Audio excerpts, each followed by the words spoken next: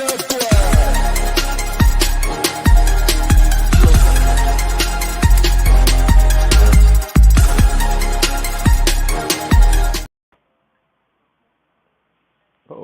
I'm just here by myself. Hey, what's up, everybody? This is the One on One There Sports was a Show. technical difficulty, but I got knocked out, so he coming back. Just to I let you guys appreciate it. know, he didn't leave, he didn't disappear. Now he coming in, so let me bring him back onto the show. Let the show continue. I'm about to say that I'm about to do the show solo. But yeah, this is the One on One Sports Show. My name is Shawnee. Well, look, we lost Dante again. But yeah, we believe, as always, we believe we have going to have a good show today. So, you know, we got some big news, especially one that came out today. We'll get to that one later in the NFL, and we also had some big news in college football as well. And there's some NBA, really just some NBA drama that's going on right now. So, but first, I want to get to, and I know with the NFL topic, there was some big news involving a quarterback, and then there's a debate I want to get to involving a very popular quarterback. But first, I want to start off with some college football. So, as if those who don't know, recently after this past weekend, Texas A&M recently fired their head coach Jimbo Fisher, and he was there for, I believe, six seasons. But the thing about Jimbo Fisher was that, and I'm trying to pull up the stats right now. He had a contract back in 2017 where he agreed to a 10-year contract for a total of 75 million dollars, but he had a buyout on a contract of 77 million. So, and I believe he already had 44 million of that his first 6 years. I gotta really look at the numbers 'cause I'm just looking at an article right now. But basically, he's going to have a buyout of over 70+ million dollars, and he's basically gonna get that money just sitting on his couch. He really don't have a coach no more, and for the most part, he got that money. They gave him that big contract off of what he did at Florida State. He won a national title with them. That's when he had Jameis Winston as his quarterback, and so and then they trying to get back to their glory days. So they was desperate. They tired of they wanted to make a splash because this was right before or maybe around the same time they was going into the SEC. So they wanted to make a splash because he about to go into the SEC, the land of the big dogs. So they wanted to get a big national head coach who had some clout with him. So, and he was supposed to be this offensive genius that will be able to go against these stout defenses that are known in the SEC. So that's why he got this huge contract. Shout out to his agent for negotiating this huge buyout deal in this contract. And the thing about with A&M, I know they really didn't. They was in the SEC West, so it's the same division in the SEC as Alabama, LSU, Arkansas. So it's the better part of the SEC. And the thing about them is they was able to recruit. They was when during Jimbo's tenure at the school, I believe there was always the top three or four in the country in They had the recruiting. So he number. was able to recruit They the had the number players. one. Yeah, so he was able to recruit. So recruiting wasn't the issue, even against Alabama and them newly being in the SEC. The thing about it is, like I say, Jimbo was supposed to be this offensive wizard. That was one of the whole things, reason why they brought him to A&M. But the offense, not as long. Lenobel, appreciate you for checking us out. Not only was the team not producing in wins and losses, but the offense, his calling card, was always stagnant. It was just they never really had highs. Matter of fact, the best offensive year was back when they had Kevin Sumlin and Johnny Manziel. They never had any year that looked like that. So, they offense was never consistent. The team as a whole never performed consistently. So they wasn't a bad team, but they was mediocre. And pretty much they never really gave them a chance to even compete in the SEC because you can't be mediocre in that, especially since they're in the SEC West. So, after 6 years of that, and they just thought it was his time, which I don't mind. I mean, they have to bite the bullet of paying him all these millions of dollars during his buyout. But at any time they say, okay, we want to change we'll change directions. Anytime they would have walked away or let Fisher walk away, they was going to have to pay him. So you might as well just bite the bullet now instead of just waiting and you going through the same thing that you have been the past 6 seasons. You're not going nowhere. Your team is stagnant. You're getting recruits, but you're not winning. So you want to keep experiencing this for another, however long he has left in his contract.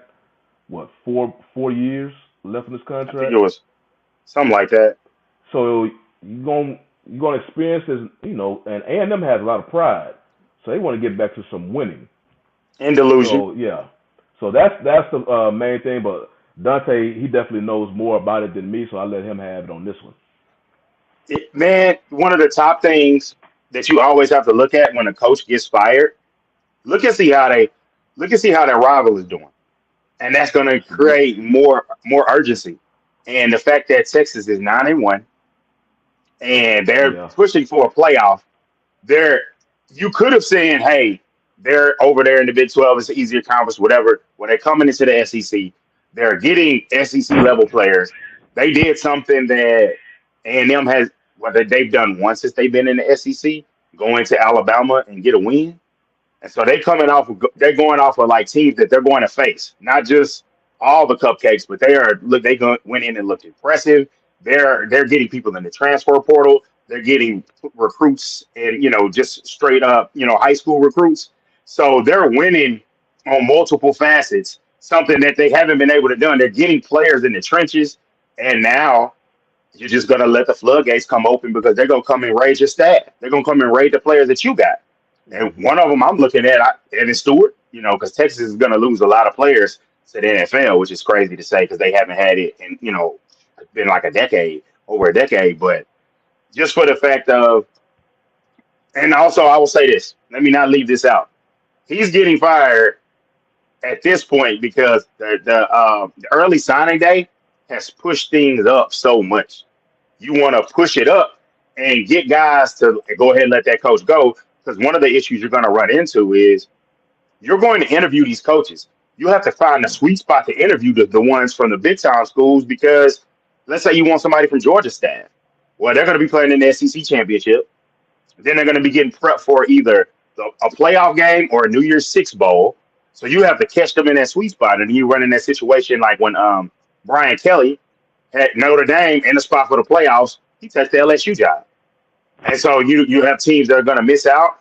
And I'm not sure because I was dealing with my tech issues. Did you mention about how he got that extension because he has ties to LSU? And that's why they gave him the contract extension and they didn't have to. He wasn't even really having success other than the number one recruiting class. He was just giving Mhm. A&M them 8-4, 75 type seasons. And, hey, you go ahead and spend the money on them because you don't want them to wish your guy away. And so that's the game. That's the big money college game. Yeah, they don't give a damn about the optics, about how it looks. And as far as I'm concerned, I know that a lot of people might like, man, Deion, what he could do with those resources. Number one thing is his top guys that makes him attractive as a coach, aside from that he can recruit and the charisma and knowing the game, the old school ethic, because I know that's going to resonate. Let's be real with the fan base of A&M and a lot of colleges. The old school, they're going to see the flash, but once they see that he's about the discipline and all that kind of stuff and the old school way, they're going to fall in love with him. They're Well, going to fall in love I with was him. gonna add that because Chris Arnold, for those he's a local journalist here in the DFW area. He's like a I'm three-time Hall of favorite. Famer. Yeah, and he mentioned A&M did have interest in Sanders. He was definitely somebody they wouldn't mind looking at, but I believe Sanders is committed to Colorado right now.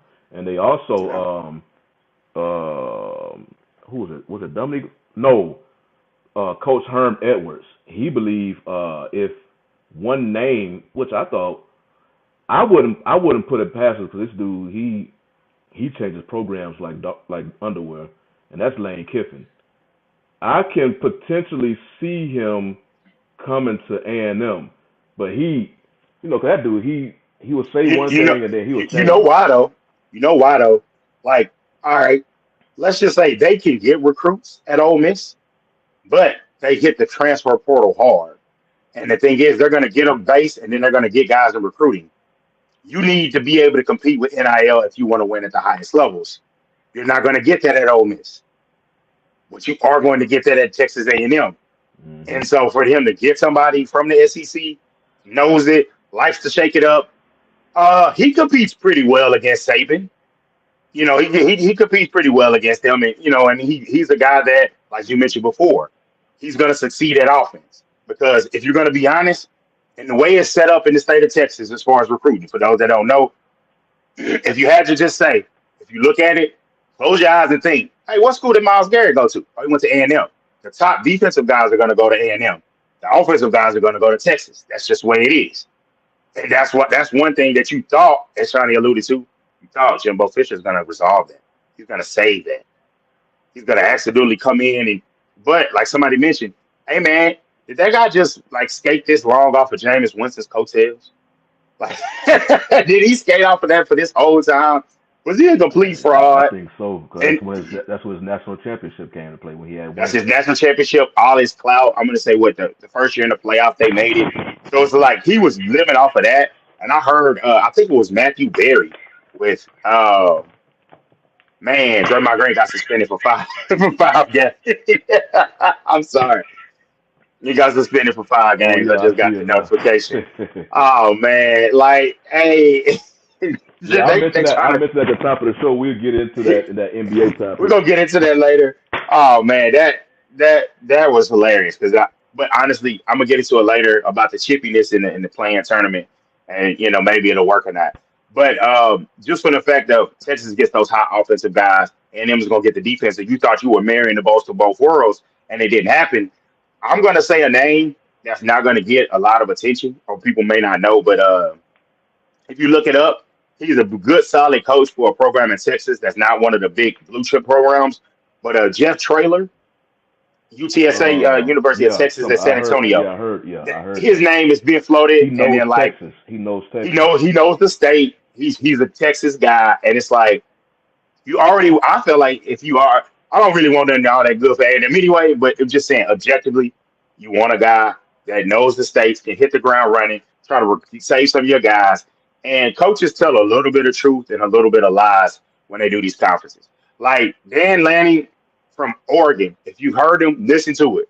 He gave an impassioned speech about he's got business to do, handle. Other coaches don't want to. He got himself into trouble.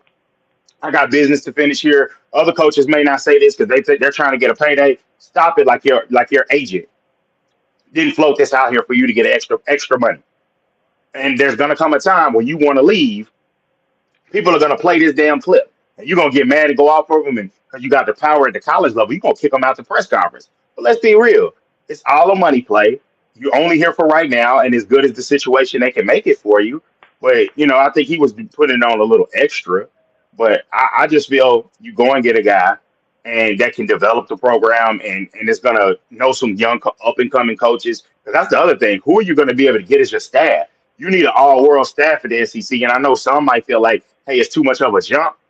You're already going to have a development year next year anyway. And if you look at the players he's been able to reduce, he's gotten some guys to the NFL from UTSA. I'm going to say, so it's like, I think he'll be fine. He said EJ Manuel was the first. Okay, take that asterisk, KP, and put that by EJ Manuel. Put it by EJ Manuel and then go and look. Seriously, yeah, news today, they're definitely out. They were in their hunt, especially with just beating the Ravens. But put that asterisk by EJ Manuel. He really wasn't supposed to be. I think that was that 13th. Was that 13th draft? And that was a terrible draft too. Well, EJ just. Let me look it up. Yeah, he didn't. That was strong. That was a QB draft. Yeah, that was a rough one. And that's the thing. He had EJ, you had Winston, and then anybody else he has just haven't been able to develop. And like the truth is in the pudding, like he's had blue chips like Connor Wegman. I know he got hurt, but that was a highly touted recruit. And sometimes your job makes it on, hey, you ain't got Connor Wegman. Another school went and got, I know people not high on the kid from Clemson. He's finally coming together, Cade Covenant. That was a guy right from a big time program here in Texas, Austin Westlake. And so you get this guy, but you missed it. It all comes down to that, and all that comes important. And it's just the optics is crazy. They smoked Mississippi State and dismissed it. They got dismissed, but that's the game of college, big money. Um, and it's just like it's gonna be interesting to see who they get. It's funny to see them, twist and turn about what they're gonna do, and because like the longer it goes, they're waiting for a big fish. And then like I do think if it's a trailer, as I mentioned, I think it'll be a good hire, but it's gonna look like a disappointment to A&M fans. I don't know. I don't have a base for how they feel about this search, but I really feel it's a situation where they could set themselves in a deep hole financially and relevancy wise because in their region, because yeah, we know the SEC, but in their region, they have Texas and Oklahoma, who historically are better programs than them, coming into your wheelhouse, along with already you being overshadowed by the LSU's, the Alabamas, and that's the worst thing for them. They had the SEC for themselves for over a decade. Did nothing with it. They did nothing. Going back to I'm fine. KP's Oh my gosh. EJ Manuel point, man, I'm looking at it right now. I believe the only quarterback from that draft is still in league is Geno Smith. That that Oh my class god. that class had Matt Barkley, Mike Glennon, Landry Jones. It was not a good quarterback class in 2013. It was terrible. And Geno Smith is the only one, unless these dudes like third string quarterbacks are on the practice squad What's or up, something. Khalif? It's he's the only one still in the league. But yeah, what's I'm trying to think of Trey, I wasn't another. I wasn't trying to dish your Bulldogs. I wasn't trying to dish your Bulldogs. I got all the slander for A&M. I got all the slander for the A&M. This is a terrible situation. I appreciate everybody in the chat. Let me make sure I get everybody run down. I know I'm late up there. What's going on, Mr. Bennett? What's going on, KP? Let you know I appreciate you. But KP, Stroud, we were talking about him, and it's like, dang, it's almost like we're gonna have a weekly Stroud segment. And I know Shawnee's proud that we're able to talk about the Texans in a positive light. And I thought about it today. I was watching ESPN for a little bit. The only reason that D'Amico Ryans probably won't win Coach of the Year is Dan Campbell. That's the only reason that he probably won't win Coach of the Year. I made a point. I guess we'll just transition to NFL on this note. But I made a point on this week that D'Amico Ryans and C.J. Stroud, as far as national media, they have in about half of a season changed the way national media talk about the Texans. In the past, because the Texans hasn't done anything, but the only thing you heard from the national media are negative things, and it was rightfully so because the head coach fires, the two head coach fires, the two black head coach fires, the front office noise that they was making in that organization. Mainly a lot of noise surrounded by a dude named Jack Easterby, who's no longer there. But they was making some questionable decisions when that dude was in the office. And of course, the icing on the cake, the whole Deshaun Watson thing. Before his off the field thing happened, people got to remember he chose to sit out on the Texans. He chose he didn't want to go back to that team. And then all of a sudden the news came out about all the stuff with the massage stuff and all that. And so they was always a super target for a franchise. They can care less. And pretty much in Texas, the Cowboys run Texas. They're the team that's been here longer. And literally the only people who support the Texans are Houston and the vicinity of Houston. That is it. Everywhere in Texas is Cowboys. So you share the state with the most popular team almost in professional sports here in America. And so the media don't care about the Texans. They haven't really won anything. They haven't made no deep playoff runs.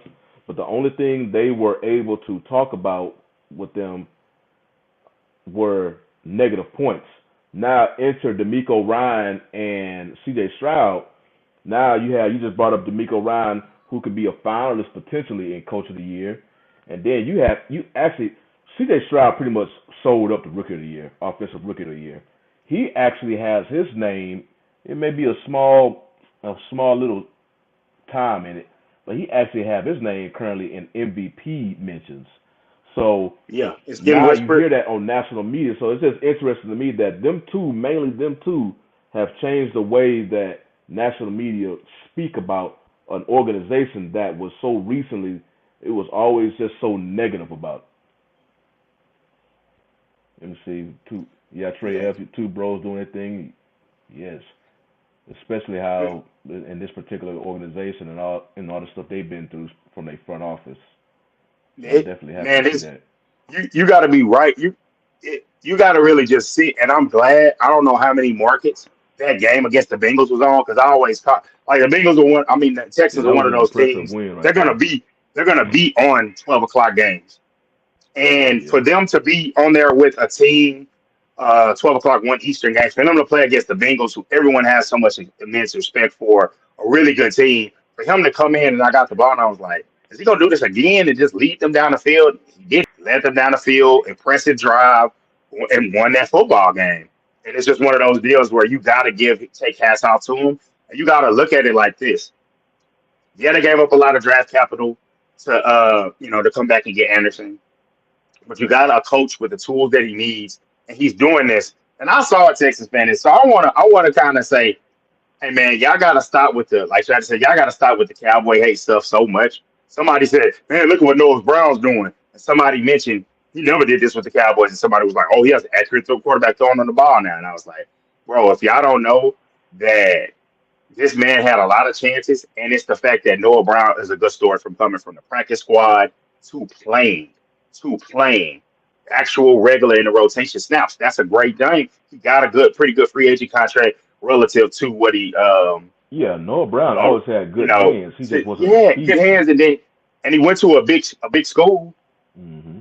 and so it's just like, hey, this guy's getting his opportunity. Don't use that moment as a Texans fan to take a dig at like that and the Cowboys. Just be Uh, happy for the guy because Cowboy fans don't really like intermingle with Texans. Like I don't really like I see it. They're a Houston team, but I don't like actively root against them or yeah, the I whole want thing with CJ Texas and the Stroud to do Cowboys well. is just Dallas versus It's Houston. Because yeah, the two teams, they don't play each other that much. They only play each other I once don't every play four it at years. all. So that's So why it's it's not really a big rivalry like Astros and Rangers is now, because they're in the same yeah. division. But Texas, even the Rockets and the Mavs are in the same division. But Texas and the Yeah. Cowboys, they're in two different conferences, and they only play each other once every 4 years. So, So it's yeah, hard to really I just want them to build up. enjoy their guy.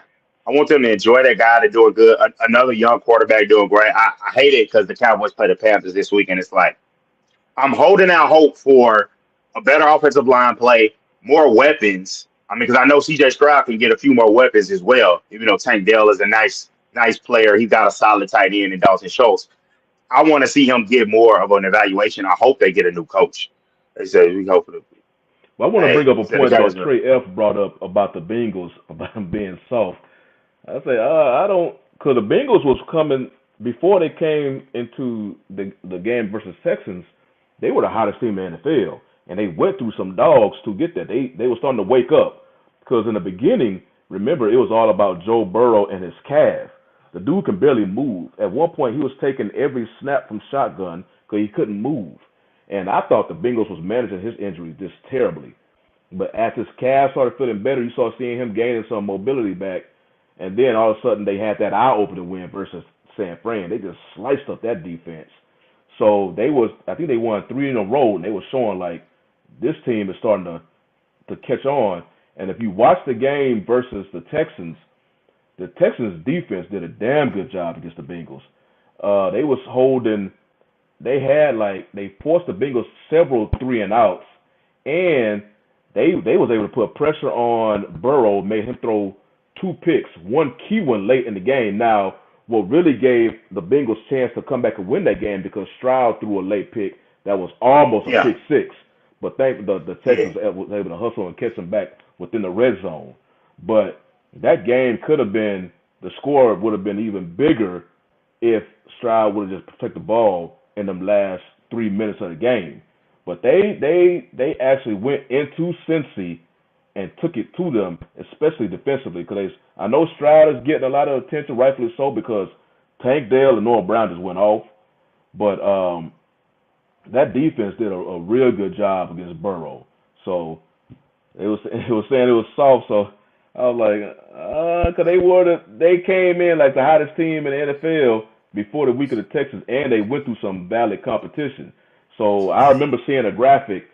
Everybody, which I don't blame, Mr. Bengals versus the Texans, but everybody, 100% of the people, whoever at this particular show, chose the Bengals. And I Yeah. believe I saw a note, somebody won a bet on them. I think it was like 1/5 million because the Texans won the game. So yeah, it was a big win for that franchise. The only thing about them, the Texans got 2 losses. I'm like, how the hell did you get that?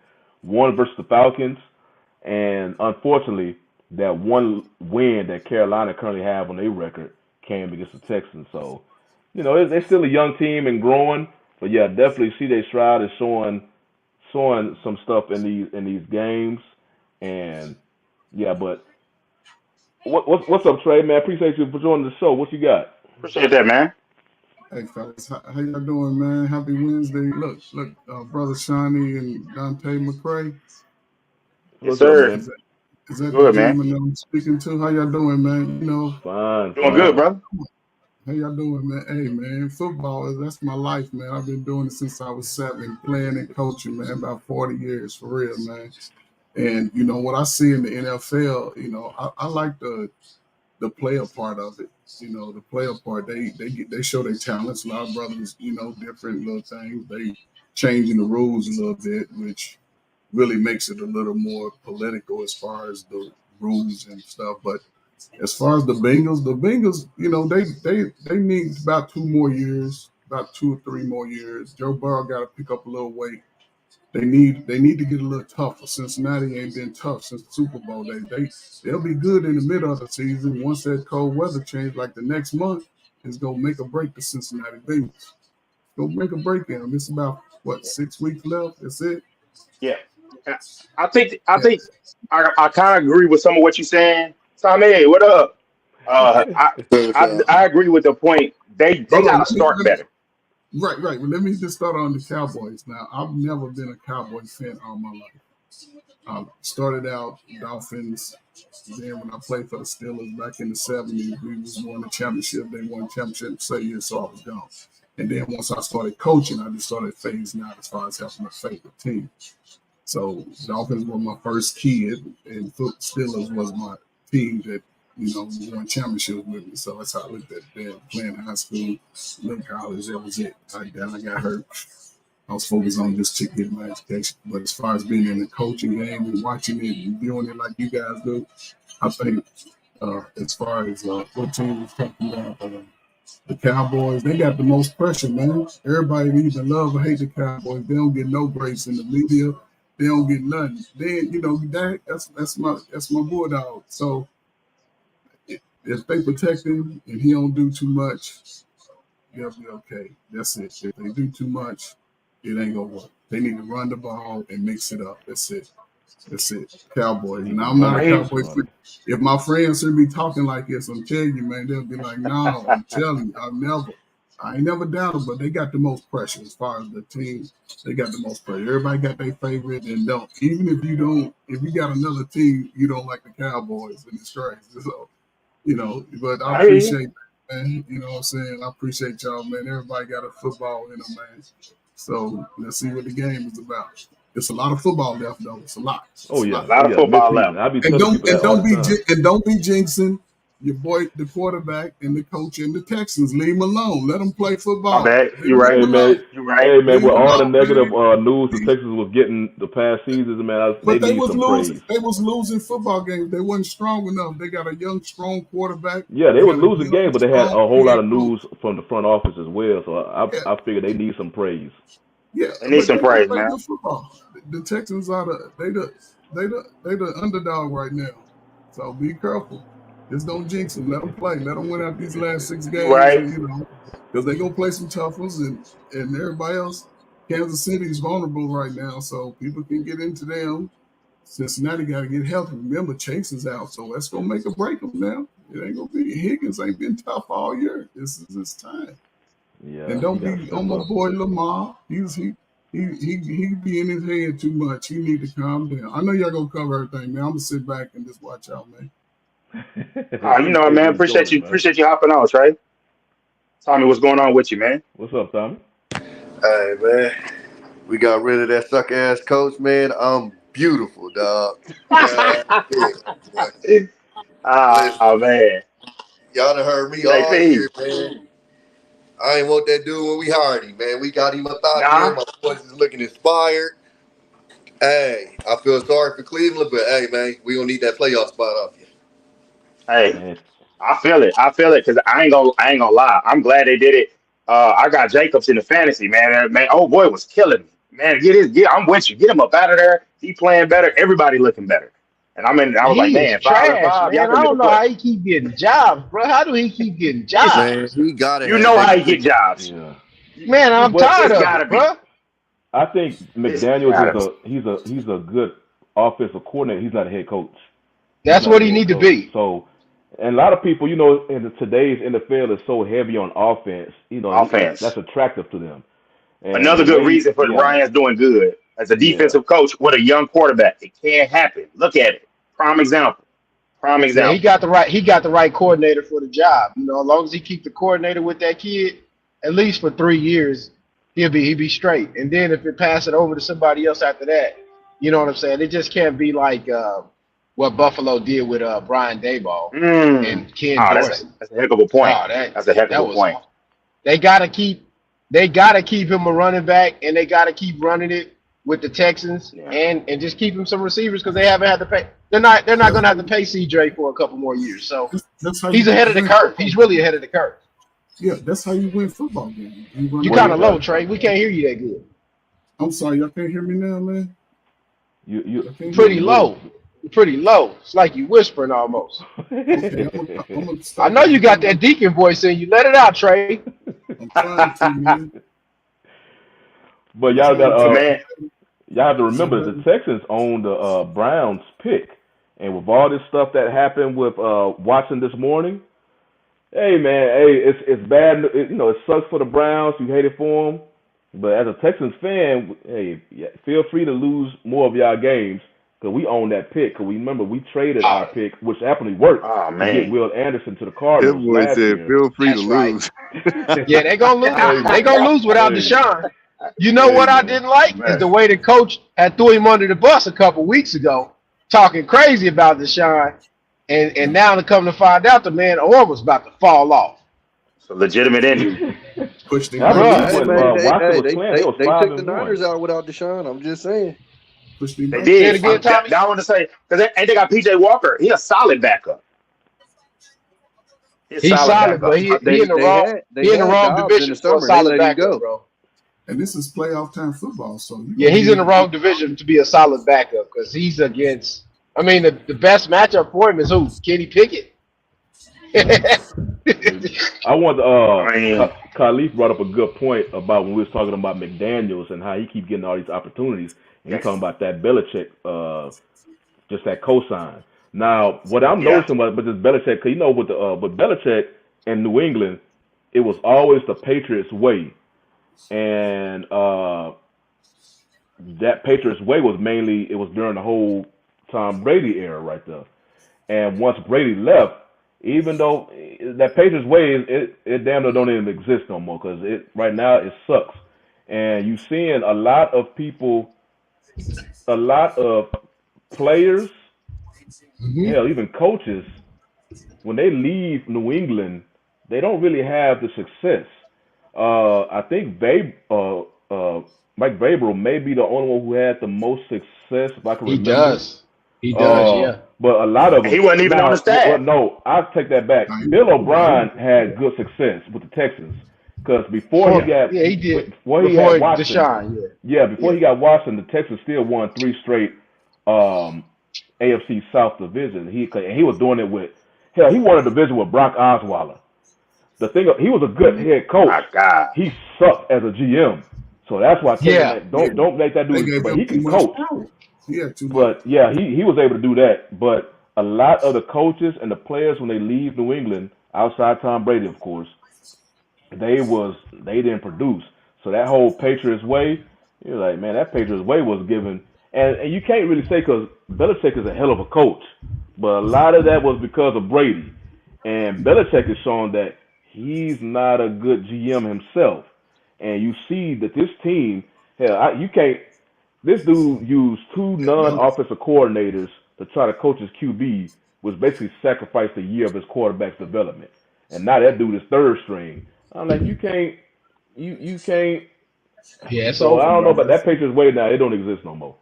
That's a It Well, I doesn't. think I would say. Go ahead, Tommy. I'm gonna go after you. I think McDaniels is a special case as well. It's starting to come out little things about he ain't a people person. He Yeah. live in a bubble. Let me explain something to you, bro. For you to be this age and not understand that these motherfuckers want to listen to music in the goddamn locker room, you got to be a stone cold fucking idiot. Like the Niners are literally coming out to their games with the fucking boombox, having a ball, and Yep. I don't want to say that word, your dumb ass is sitting here telling these players they can't play music in the fucking locker room. Man. Like, how stupid can you be? At a certain point, you have to adjust to the fucking times. But stories are coming I'm about this glad you dude said saying that, that Tommy. he can make anybody a good quarterback, which literally explains why he drafted Tim Tebow. And now stories have come out that Dave Ziegler didn't want to sign Garoppolo to that contract and actually warned against him signing him, but Josh McDaniels had last say over the GM, over them things. That's why we fucking signed Garoppolo to that contract. So this dude just has an ego, and on top of his ego, he just lives in a fucking bubble. To show you he lives in a bubble, when they had the fucking players meeting, I'm sure y'all heard, and he asked Antonio Pierce to speak on the coach's behalf, and he talked about how the Giants beat the shit out the Patriots, and this dumb fuck goes up to Antonio Pierce and says, "Don't you ever talk about the Patriots like that again." Listen, I'm trying to control my language for the channel. But when I tell y'all, if I ever see this dude in sight, dog, it's on sight. It's on sight, dog. I'm telling you, dog. Let me jump in for Tommy say something to incriminate himself. Hey, I'll say this, man. Man. The Patriot way doesn't exist anymore because just like they have the relationship conversation in sections of YouTube, the environment and the Yeah. people have changed. They have Mhm. culturally changed Ali the just players, said that bro. in the chat. Just Bro, said that. Well, that's over with. this That the only reason old why I way kind of does not disagree with work that. anymore. The only reason Go why I ahead. disagree with that is if you have the results, then the players will fall in line. Yeah, But you can't do definitely. that and then look But like ass on Sundays. But That's the Tommy, problem. like you said about the music, everybody got earbuds, bro. Everybody got a speaker. My son runs D1 track, bro. They take a speaker to the practice, bro. No, So no, no. like Listen. these I millionaires are agree not with about to you. listen to this fool. Like you I said, they're agree not with about you. to But listen to that. but hold listen, up, this no, no, hold up, no. When I say the bro. music, I'm talking about when they in the locker room and it's blasting and it looks like a party.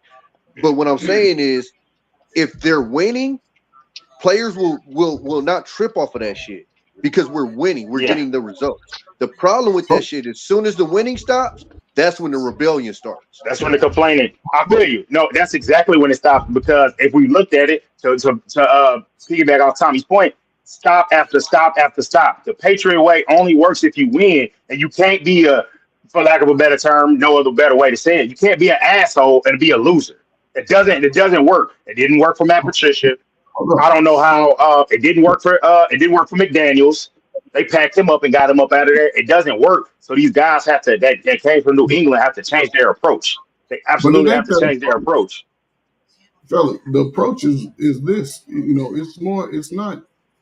I don't think it's a big deal for them. You know, because most guys they ain't communicating in the locker room like it was back in the old. Everybody have headphones on, so the players talk among themselves on the regular. DBs, court. You know, everybody was in their zone. So if they had music, it was a bunch of individual music. Now me, I don't know if I could be listening to y'all young dudes listening to shake that booty, slap that bitch. I can do that. I can do that. That ain't football music to me. Now, if you want some good love grooves, some stepping, and we all rocking, and we get ready to go out here, some up the power, we great whoop that team and knock them do, and you get an interception and make a fumble tackle. That's the football music I can listen to. See, I can understand that, you know, but you got to understand, man. He's been in the league 60 years, whatever. He's one of them. He's one of them first good old boy generation. Plus, he won, and they got away with a little cheating, A a little lot. cheating, you know. But still, That's water under the bridge. Tom Brady showed he was the greatest. He went to Tampa Bay and gave him a Super Bowl immediately. Ain't no more Yeah. conversation about who the best quarterback in the history. Can't nobody even discuss it. I still reject that. We still See, you gotta what give I'm him saying, his credit, but I say it's always open for debate. Because I'll piggyback off what Khalid said in the chat. He mentioned that, hey man, he's clearly shown that it was more so Brady than Belichick. What I'll say is this: we can't quite say that because those first, everybody was picking the Rams that first win. But we know, and that's why we can't deny the cheating. The cheating and getting the film of the greatest show on turf and knowing what they were going to do with a good defensive mind, a great defensive mind like Belichick. I know what they're going to do, and I'm great. That's how he stopped them. They slowed the game down. The first two right. rings, that's clearly more so on the defense. After that, then Brady started to become Brady and flip it on. I gotta put that out there too. You gave one offense. You gave only one offense. There's another offense that you did not mention in the New England era. You gave one offense when they was spying on the other teams, just like what just happened, right? But you forgot. Yeah. You forgot Deflategate.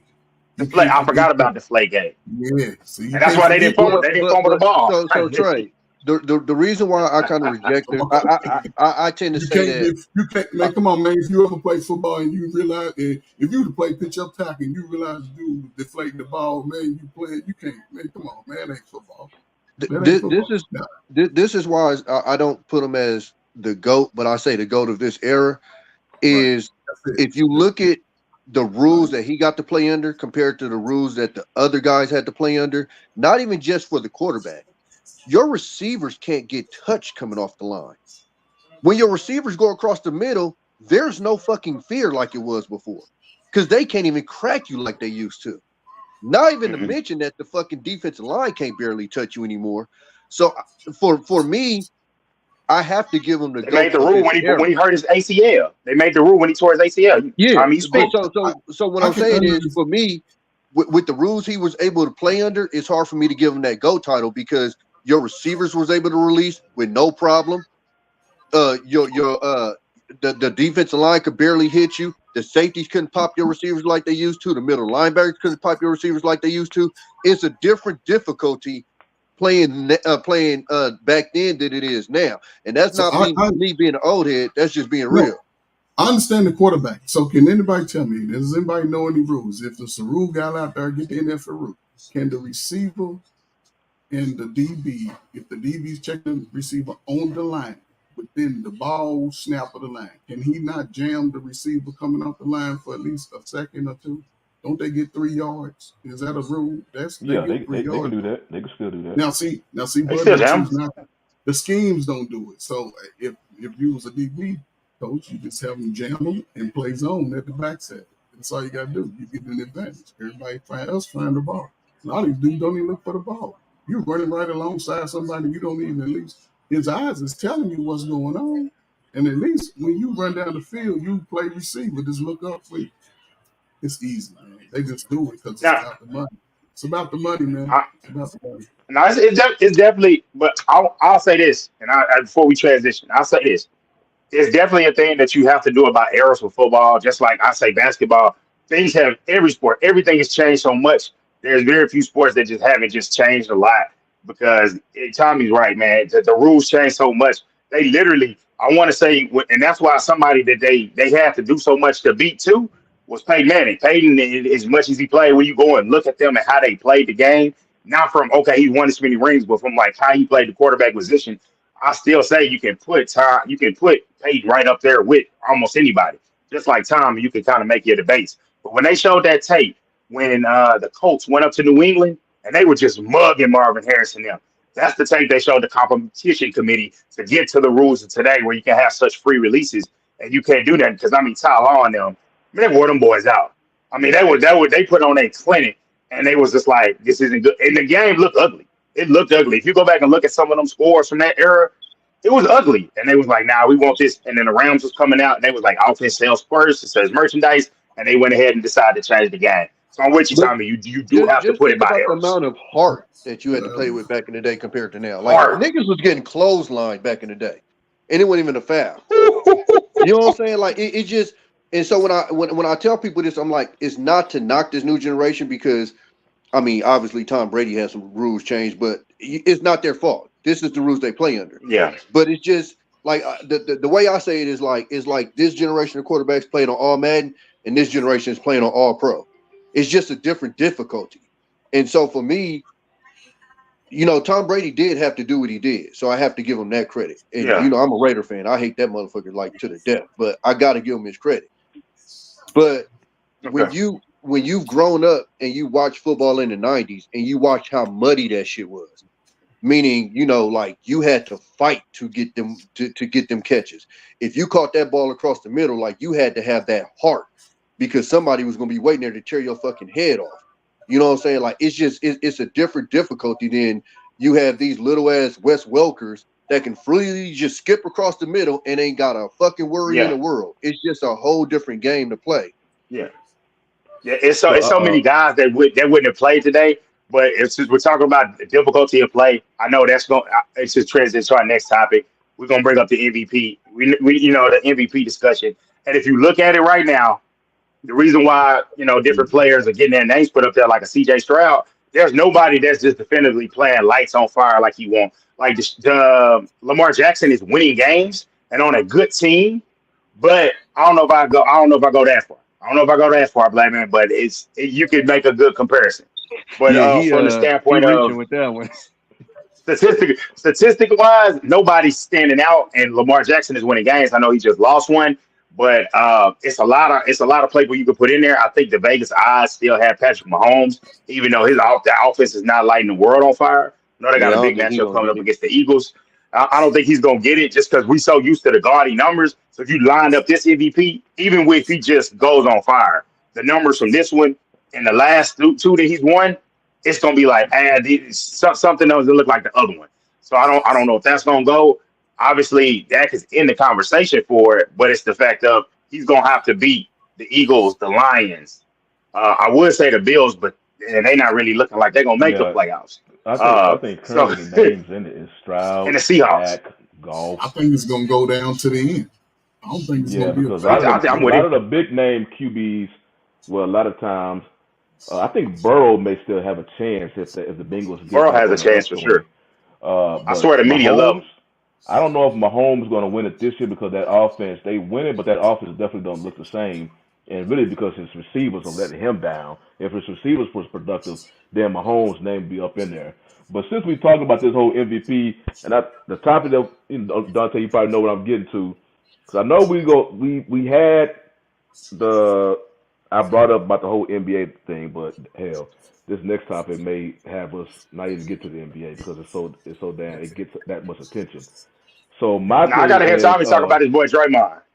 I gotta get to let's talk about this whole Draymond. Well, yeah, this Draymond suspension real quick. Then I get to the thing I was gonna get to. But so it just came out that Draymond was suspended for 5 games after the altercation he got with basically putting what the hell that dude name is now? Gobert in a chokehold. That's basically is in a chokehold and pulling it back. So he got 5 games, and I'm trying to see did anybody else get. No, I only got the notification. No, it's just him. They just pointed out green. So it was so much beef. Nobody had scored a basket. I mean, it was 0-0. After 90s playbook. 0-0. Y'all boxing. That was one of the wildest things I've seen. He thought Gobert had Klay Thompson in the neck, and I think Gobert was really had like a bear hug on Thompson.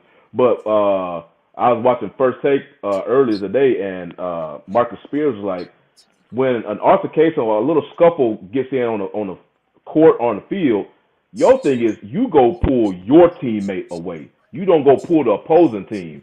And that's what Gobert trying to pull Klay away. So with Green, he just saw somebody grabbing Klay from behind. So, he took it upon himself to go put this MMA chokehold on the dude and start dragging him back. And now it's a damn meme everywhere. You see this dude got this boy the chokehold. I was like, damn, man. Straight for him. If you watch Draymond Green, he went around everybody and went straight for him. He went straight for him. He ain't see it coming. Hey, I gotta see when this podcast get going back up. I gotta hear the explanation. 'Cause I can't Draymond, wait to hear it. I can't wait for Draymond to hear it from his Draymond own needs mouth. some He therapy. ran up and grabbed that man. I was like, bruh, you know they're about to sit you down, bro. He gonna appeal it. I think they're gonna reduce it though. I don't think they're gonna keep it at 5. I don't know, Man, he man, gonna because get with 5, Draymond, man. man, they consider his history, The man. track They record. may try to appeal it, but Yes, they gonna say, yes, man, Mr. no, Bennett. man. I used to love the jacked up segment. I mean, now that we know about the head trauma, like, yeah, the jacked up segment, some of them guys might have been getting concussed on their clubs, but damn, it was entertaining. I hate to admit it, but it was, God, man, that was a good segment. So Tommy, what you got? What you got in this whole Green suspension? This is your team. Hey man, all heroes don't wear capes. Now, you know the funny thing is, all of these niggas that's talking shit about with Draymond Green, all the basketball players, the very same niggas that tell you, "Oh yeah, if that was my teammate, I would love it." Man, shut your bitch ass up, dog. This dude, like you said, if you in an altercation, you grab your guy. He clearly had a choice between grabbing his guy and Clay, and he went after Clay. And the way he went after Clay in a split second, I'm not trying to see what you're trying to do. Nigga, you put your arm right around his neck, let me get yours right quick and show you how to do this. And I'm going to tell you right now, anybody want to talk shit about Draymond, go talk to Cat teammates and see how they feel about his weak ass after seeing that shit and not doing a motherfucking thing. I was about to say, because Cat, first of all you got to say about Cat is this. And I agree with, and I remember I heard Bomani Jones talking about it one time. I said, why you always, and then I seen Cat play, and then I see Cat, I'm the greatest shooting big man. Get your stuff. Get out of here. Just get out. Like, I'm all for the shooting big and all of that. But you want to I get it. I understand. I like Wembanyama's game. I like a lot of, but it's just like, bro, you just ain't got it in you. Basically, this is Anthony Edwards' team. Like, they ready to get him out of here. Golly. And I'm not even the guy to talk about, this era was this era. I try not to be that guy. But Karl Anthony Towns brings that out of me. And I'm just now, I forgot he was on the team. He probably was nowhere near that because it was smoke. He was nothing but smoke. He was right behind Draymond. He was listen. Yeah, he was watching. You know, Draymond, my guy. It ain't a way in the world Draymond would have been in the headline. It would have been a 3-way. He'd have had I rock with, I would have had his. And that's one of the reasons. That's one of the reasons I rock with Draymond, because I used to always say, correct me if I'm wrong. I always felt like he had to work his way up and earn the minutes, and he had to be that to get minutes. He had to be that type of guy that was gonna go put somebody in a chokehold. And that's the kind of guy. And good or bad, when the play happened with LeBron, he it's kind of like I heard a coach say, push it right up to the edge, but don't go over. So I'm not gonna go over sometimes. A lot of times he's gonna make the right basketball play. But if we keep it solid, he didn't make contact. That was some fuck shit. Teammate. Draymond is the ultimate teammate. He's a big man. Wow. He's had to work his way. Plus, he got arguably two of the greatest shooters in the league history. He's gonna protect his man. He's gonna protect it. That's why the whole Draymond. If it was stealth, Draymond probably would have threw 2 blows at him. I'm telling you, if he throw it at his teammate, he can't grab it. Why would I not protect the money? Why would I not protect the money? That he can be, I guess, hot-headed or whatnot, put that in quotations, but he always does stuff with intentions.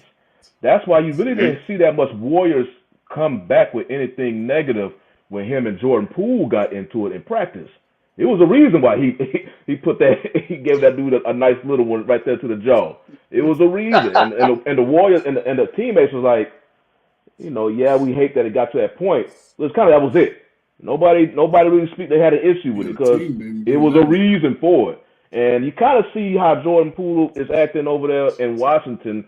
It's not like he's doing anything bad, but he's like a diva. He's acting like he has it made for him when he really hasn't really accomplished anything yet. Right. He only trying to pull no look threes like Steph. You don't shoot anything like Steph. That boy is a once in a generation talent. He could tell about an arc on his shot. That ball is going in, and that's why he does that. Yeah. And he tried to do that one time, and ball just all missing. I'm like, dude, no, you gotta. Yeah, I'm not. We gotta remember, man. He's still young. You feel me? Like, I'm not gonna pile on him. Come on, man. But Washington is a league. Washington is a team that that'll just bring your career quick. He's in the wrong team. I'm telling you, he's going to have to become a teammate if he want to last. Well, you also got to remember, too, this is going to be the first time in his career where the scouting report is on you. See, before he was an afterthought. Now, we scouting you, homie. We Now on that you means since now Trey, I'm with you. That means a lot when they are focusing on you or you the top guy. It's a little tougher to score and to get that basket. And the thing is, he's gonna have the freedom to get the ball because it's like, hey, you're the guy. But also, it comes with certain other stuff where it's like, hey, he has to pick it up. And my thing is, the season is real young. It's a good opportunity for him to prove what he can do. Because at worst, he gonna get his numbers, and the only thing better than the current contract is the next one. And so if he gets his bag, and he does his thing, he's gonna get a chance to learn. And by the time his contract is up, or he gets traded again, it's gonna be like, look, I'll play with the Warriors. I listen to that stuff. I didn't implement it all the way. I came here to a bad environment, bad situation.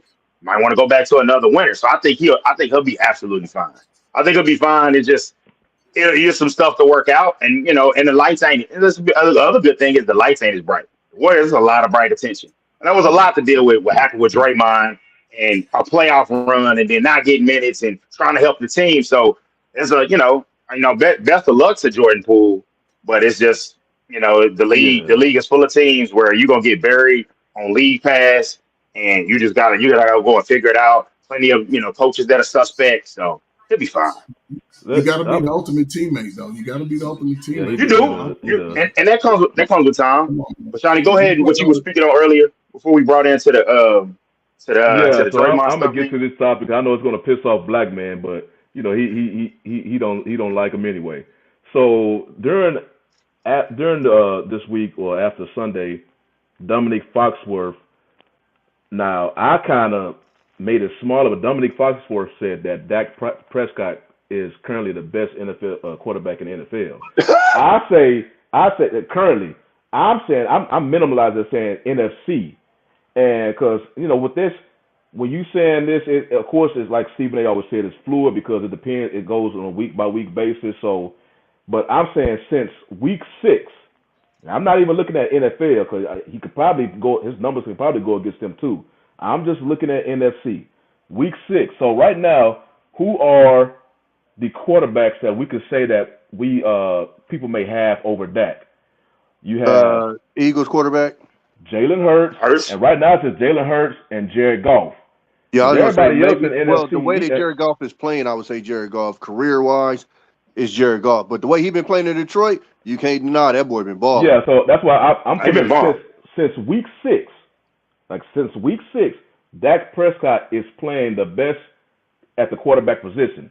So I took the time, put some numbers on it because a lot of time when you mention Dak Prescott, instant comeback. Vitriol. Dude. They just don't. So I'm putting some, and I forgot to put the win-loss record, but hey, I'm just putting the performances because a lot of time win-loss is not always the quarterback. It's with the defense as well. Quarterback wins really shouldn't be a stat. Since week 6, and keep in mind that Dallas had -1 game because they had a bye week since week 6. But he has 1,354 passing yards, 12 passing touchdowns. I'm not even including some of the running ones he had, 2 INTs, and an average passer rating of 124.13. That's Prescott's number since week 6. Compare that to Jalen Hurts. Jalen Hurts has 1,085 passing yards, 9 passing touchdowns, 4 INTs, and an average QB rating of 108.73. Finally, compare that to Jared Goff. Jared Goff, since week 6, has 1,242 passing yards, 5 passing TDs, and an average QB rating of 96.83. So in the NFC, since week 6, Dak Prescott, and this is including the game that they lost against the Eagles, but you can't blame that on Dak because he performed well against them as well. But since week 6, Prescott's numbers are better. And like I said, I only compared this to the NFC. You could probably be comparison and hell, the only one we could probably compare him to now, well, because Joe Burrow went off before the Texas game, but you can put C.J. Stroud's number up there with them. I still don't think So his my numbers question may would be be: better than Dak since week 6. besides the Eagles, who was his opponents in those weeks? So Yes, hey, yes, but if weeks. y'all look at opponents, because I can go look at the Eagles' opponents too, but I got to pull it Well, up. no, I said that because even like look at Miami. we was high on Miami, and then when you Yeah, break yeah, down yeah. Miami, they done beat the shit out of the trash teams, and every good team they played, they've lost. So you see that distinction. So if you look from the outside, it's like, damn. But then when you look at them details, it's like, hold on. So that's always why I asked about the teams that he played, because if Okay. he beating up So on weak I got the teams, team. Yeah, I got the teams. I want to say it's the Chargers, You got the Chargers, the Rams, the Rams, Eagles, and the Eagles, and Giants. Giants. Now yeah. the only So thing I'll say you about got it 3 out is of 4 of it's those are been pretty much ass. three out of 4 of them is bad. But if you want to say if as far as good defenses, then you're gonna have to just keep rushing And overall then you're because of looking those at teams. Jared Goff. The teams I've named, none of those are good pass defenses, and that's Yeah. including the Eagles. They're absolutely putrid in pass defense, and so it's like it's kind of tough. So I can hear your argument. So it's just Well, one of those deals. I before know you what's do gonna that, I happen. compared. Hmm. So we look at the schedule. Jared Goff since week 6: Tampa Bay, Baltimore, the Raiders, and the Chargers. And then so He got the only obliterated by the defense. Ravens. And then if I go to Hurts real quick, since week 6 Been for it. him was the Jets, the Dolphins, Washington, and Dallas. So all of them, all these with these 3 It's QBs, a it's lot like of they Purdy. didn't play. They all play like one Subpar strong team. defense, and everybody else is just mediocre. It's Well, a lot So of it's I not think the like Purdy. Jets and Dolphins got good defenses. It's a lot of uh Purdy right now. Yeah. It's a lot of yeah Purdy yeah in yeah Yeah. the The Jet. I agree. It's a lot of parity. Yeah. What's up, Mr. Bennett? Hey, what's good, guys? What's up, brother? Hey, what's going on, Mr. Bennett? It's good. Long time no here, Tommy. Good to hear from you. You too. You got Yeah, something man. to I add with see. the? I see, Oh, go Mr. ahead, Bennett. You Dante. got some. You feeling them Steelers, huh? You say y'all still gonna take the Hey, North? look, we finding ways to win, and I think we're getting better. Our running Okay. game, over 200 yards rushing. Certainly, we've been definitely working on that since the break. Still got to work on this passing. I mean, Kenny Pickett, he's not as accurate as he needs to be, and they need to certainly get Pickens more throws, because you could already tell he's already starting to chirp about not getting those opportunities. I mean, most receivers are divas, but you got to stay and you got to make sure you try to get him the ball. So they offense is improving, defense is bend don't break. But unfortunately, we do have a few injuries, especially to our middle linebacking core. So we got some guys who are going to be stepping up there. So I'm curious how they're going to handle this the rest of the way. But looking at the division, I think we're in a strong position. We're undefeated in the division so far. I think we got a good chance to take it and get certainly a high seed, certainly given Buffalo and Miami struggles at this point. So we're going to be in the mix to the end, it looks like, at this point. So Well, Mr. Bennett, pretty excited. speaking of with the Steelers and them being 6-3 right now, one thing I find interesting with that team, and both just total offense and total defense, that team is like in the bottom third of the league. They are. And they 6-3. But it's I'm like, oh ugly hell. ball. That's Mike It's Tomlin right there for you. It is ugly ball, and I honestly think that's the way Tomlin wants it. He's always talking about adversity and running to it. It's almost like he doesn't like comfort. He doesn't like to have it. You up by 3 scores in the fourth quarter, take your starters out and chill. He likes this sort of grounded out sort of game, and he's winning the game at the end with a field goal. He doesn't care. So like or likewise for the other team. I mean, it's like a couple of these games, it came down to the last possession, and we need a late game turnover to ice the game. So nothing is safe with this team. So it's a roller coaster ride every week. But I'm seeing 6-3. We're getting Pat Fryer moved back at tight end. So hopefully he can help out with the offense as well. Liking the play of the rookies with Joey Porter Jr. I think he's going to be the starter pretty much going the rest of the way at guard play.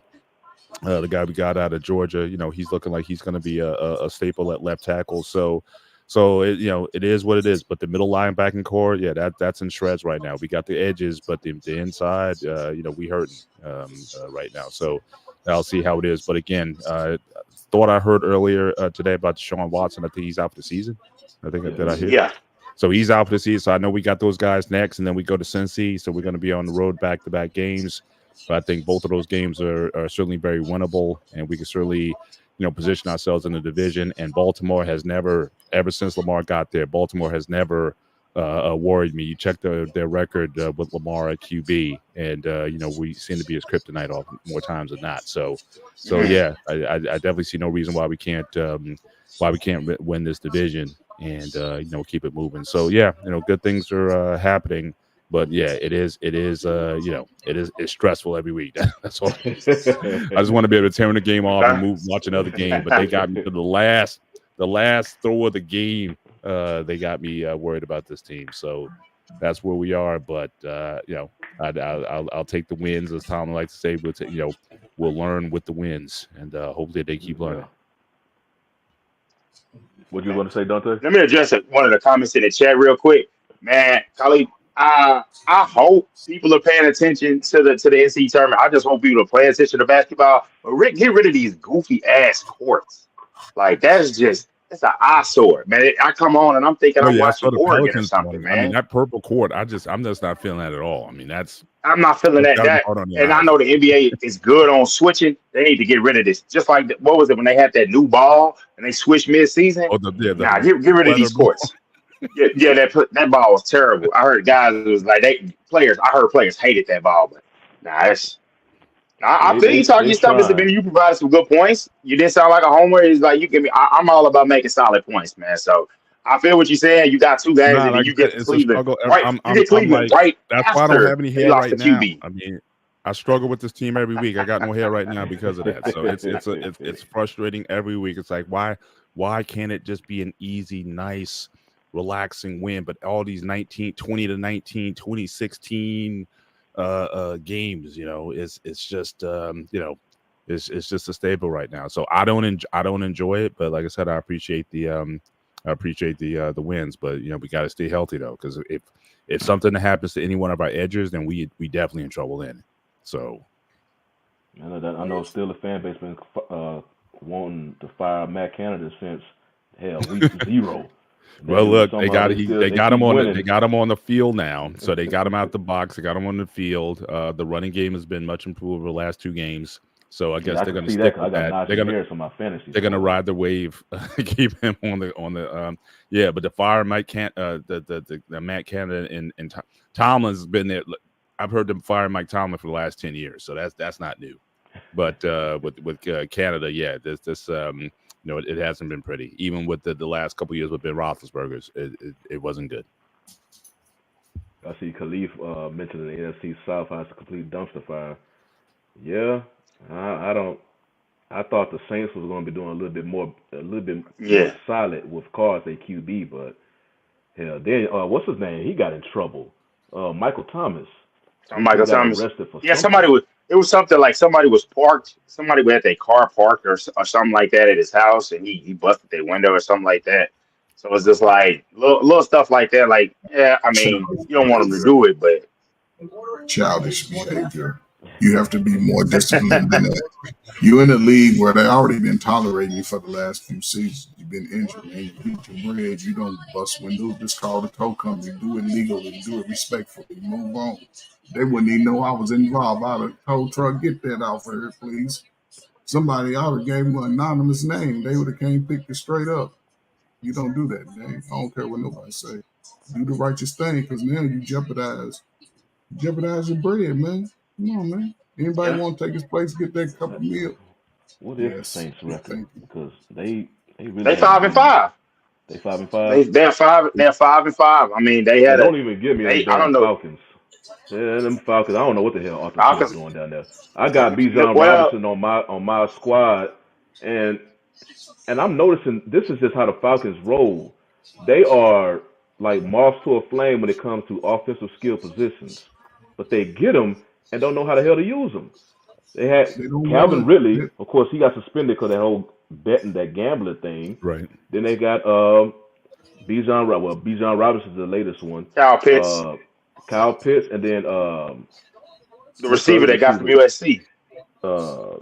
Drayton. They took him last year. Yeah. Drake London. Yeah. And they just don't know. It's like, y'all need to stop getting these skill players and just start solidifying your trenches or something, because they do the same thing all the time. They haven't had a good quarterback play since Ryan left. I'm like, so he's saying that the Bucks. I thought they was kind of doing something with Khalif being a Bucks fan. I thought they was kind of doing something in the beginning of the season with what's his name as their QB. I'm talking about But Mayfield. I yeah, he think was it's just doing a the little I think it's something. just levels. It's levels in the NFC. And it's just like look, Yeah, it's Cowboys definitely went on the out and played bottom. against the 49ers and show, hey, 49ers on a different level. They went and played the Eagles. The Eagles, I mean, they played with them, they still lost. So hey, the Eagles are a little step So, higher. Then the Cowboys play fellas, other can I teams ask in the y'all a NFC, question? and it's just like it's a big separation between them. I Yeah. have a question about the comment about the ATL. Now, think about it. I mean, it's just a bad thing to me, but them young brothers got too much pressure down there, man. They got too much pressure, man. I'm telling you. They down there young with money. It's 10-1 females and males. I Man, I, mean, I listen, man. I'm I just was saying, telling man, it's a lot Saint of fans it's pressure, gonna be different man. when Breeze left. And I was and telling them Atlanta after could Breeze. have a good team. They could have a good team. It's just it's hard to commit. You know, they got to get some dogs down there that's a little disciplined. They can be disciplined for 2 years. Atlanta, they'll be all right. They're getting the best skilled players. You know, if you think about it, they got them at Yeah, but if you most don't teams. have nothing in the trenches, And the who skill linemen are players? They got a partying. The coaches I are don't think they I don't think they got partying. no quarterback. And Yeah, they partying. they don't have no They out at QB the or club. trenches. So I mean, it's no different than what's going on in Colorado. Colorado skill players showing that they can hang with bigger schools, but they get destroyed in the trenches. So hell, they can't do nothing. So that's They Well, got definitely their a guys, I team. stronger. joined the show They got, late, so I didn't get. I know you guys were talking, and I guess the feature for the show was the talk of Prime possibly going to A&M, and I know he came out early in the week and he kind of dismissed a lot of that talk. But certainly nothing that come. We can't never tell with him what he's going to do. So you guys optimistic that could happen, or you think that's just that's what's why? I brought Just it. for summers, It's I a don't mean for local. you guys to go over what you talked about before, but Yeah, it was a local journalist. Uh, Dr. Chris What's his Arnold. name again? Yeah, Chris Chris Arnold. Arnold, and he just mentioned that it was A&M had some interest in Sanders. Not that that's just interest. That mean that they was actually going to make a play for him, but if he was definitely somebody that they had interest in. But I personally don't think Sanders is leaving Colorado. If you remember, Colorado this next year will be in the Big 12, and I think he'll stick with Colorado because Colorado basically gave him that opportunity in the Power Five that the other schools didn't. So and I think they did him pretty solid. So I think he may be. I don't want to say loyal because I don't know what the man personally, but as far as him and his connection with A&M, no, I don't think he's not going to A&M. yeah, especially after one season, that would Yeah, look bad. I I think think on his I think After side. one he's in season, Colorado and for a little bit. Shador couldn't transfer with him. Neither could Travis. So they would all have to sit out. And it's like my thing Yeah, is they're so close to getting to the league. They have a big right, year next year, and then they off to the league. So, but I know right. I see we got final thoughts, fellas. So everybody go ahead and give a few Well, thoughts. actually, mine would be in the form, I guess, of a question. Just looking at the NFL right now, where these teams are, who do you think, who's kind of in the middle of the pack, who can make a serious playoff run, and who do you think whose record might look good, but who do you think might fall off? From my end, I'm seeing Minnesota. I know that Cousins is hurt, but my man Joshua Dobbs, who's for a Steeler for a while, they're 6-4. I think I think they could certainly make a run. And the team I just don't have any confidence in is Seattle. That 6-3 record, I don't think it's going to stand up. So I'm not seeing those. But Oh, come Minnesota on, in the Mr. last Bennett. couple weeks, they're starting to scare me a little bit. Them Seahawks handled up last year, man. I don't know. They kind of. I think because everybody doubt what's his name? Yeah, The QB. quarterback. Geno Smith. Geno Yeah, Smith. everybody Yeah. doubt Geno, but I think Geno did his thing last year. He been doing it this year. Geno So I think better at a than certain point we kind of got to be like he handling his business. Right. Mhm. I'm just looking at like I said, this is like at the midway, where just past the midway point of the season. So again, all these teams that are kind of bunched up 5-4, 6-4, 6-3. Who do you think is going to make a run? Do you think, for example, Tommy, do you think Seattle they can catch San Francisco because they had their little fall off and now they I don't know if they righted the ship or not. They tied with San Francisco. Exactly, but I'm They saying tied but with them. they can They pass. got 2 Do you games think they against can them. pass San Francisco? I think it depends on San Francisco's health because I mean we clearly just saw when San Francisco was injured, they kind of got brought back to earth. So I think if San Francisco stays healthy, I think they'll take the division. But I think Seattle is still getting the playoffs. Right.